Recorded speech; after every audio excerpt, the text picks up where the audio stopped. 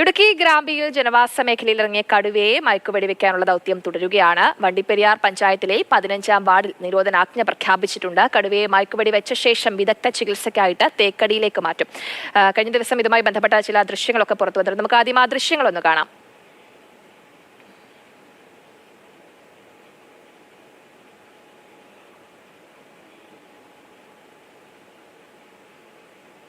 നമ്മളിപ്പോ സ്പെസിഫിക് ആയിട്ടുള്ള പോയിന്റ് നമുക്ക് ഇപ്പൊ കറന്റ് കിട്ടിയിട്ടില്ല. നമ്മൾ പോയിക്കൊണ്ടിരിക്കുകയാണ്. നമ്മൾ എപ്പോ കാണുന്നു അതിനനുസരിച്ചിട്ടുള്ള ടെറൈൻ ഓക്കെയാണ്. മിസ്റ്റും വേറെ പ്രശ്നങ്ങളൊന്നും ഇല്ലെങ്കിൽ നമ്മൾ എൻഗേജ് ചെയ്യും. ഇടുക്കി കളക്ടറേറ്റുമായി ബന്ധപ്പെട്ട് മറ്റ് സജ്ജീകരണങ്ങളെല്ലാം ചെയ്തിട്ടുണ്ട്. അപ്പോൾ ബാക്കി ഈ വാർഡ് കണ്ടെയ്ൻ ചെയ്യാനുള്ള പരിപാടികളെല്ലാം നമ്മൾ ചെയ്തിട്ടുണ്ട്. പോലീസിന്റെ സഹായമുണ്ട്, എല്ലാം ഉണ്ട്.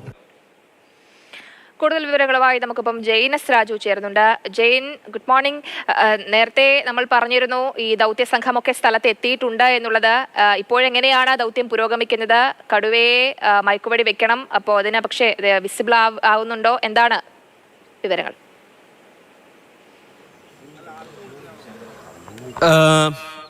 ജയലക്ഷ്മി, ഇതുവരെ കടുവയെ കണ്ടെത്താൻ കഴിഞ്ഞില്ല. ഇന്നലെ ഉണ്ടായിരുന്ന സ്ഥലത്ത് ഇപ്പോൾ കടുവയില്ല എന്നുള്ളതാണ് വനംവകുപ്പ് കരുതുന്നത്. ഡ്രോൺ ഉപയോഗിച്ച് രാവിലെ പരിശോധന നടത്തിയിരുന്നു, പക്ഷേ ആ ഭാഗത്ത് കടുവയില്ല. ഇനിയിപ്പോൾ മറ്റേതെങ്കിലും ഭാഗത്തേക്ക് മാറിയിട്ടുണ്ടോ എന്ന ഒരു നിഗമനത്തിലാണ് വനംവകുപ്പ് ഉള്ളത്.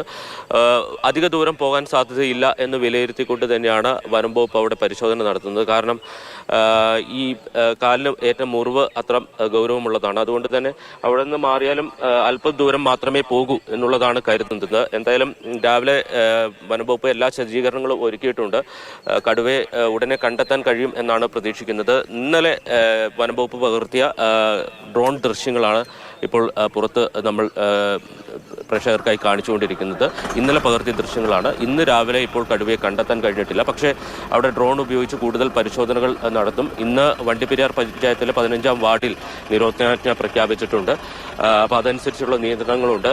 ഇന്ന് അവധി ദിവസമാണ്. സ്വാഭാവികമായും കൂടുതൽ ആളുകൾ, തോട്ടം തൊഴിലാളികൾ അടക്കം ഇങ്ങോട്ടേക്ക് എത്താൻ സാധ്യതയുണ്ട്. അപ്പോൾ അതൊക്കെ മുൻകൂട്ടി കണ്ടുകൊണ്ടാണ്. തീർച്ചയായിട്ടും ജയൻ, ഇപ്പോൾ നമ്മൾ കാണുന്നത് കഴിഞ്ഞ ദിവസത്തെ കടുവയുടെ ദൃശ്യങ്ങളാണ്. ഇപ്പോൾ ഈ കടുവയെ കാണാൻ സാധിക്കുന്നില്ല എന്നുള്ളതാണ് ജയൻ പറയുന്നത്. ദൗത്യസംഘം സ്ഥലത്തുണ്ട്. എന്തായാലും കടുവയെ കണ്ട ശേഷം മാത്രമേ മയക്കുവെടി വയ്ക്കാൻ സാധിക്കുകയുള്ളൂ. ദൗത്യം തുടരുകയുമാണ്. ജെയിൻ എസ് രാജുവാണ് വിവരങ്ങൾ പങ്കുവച്ചത്.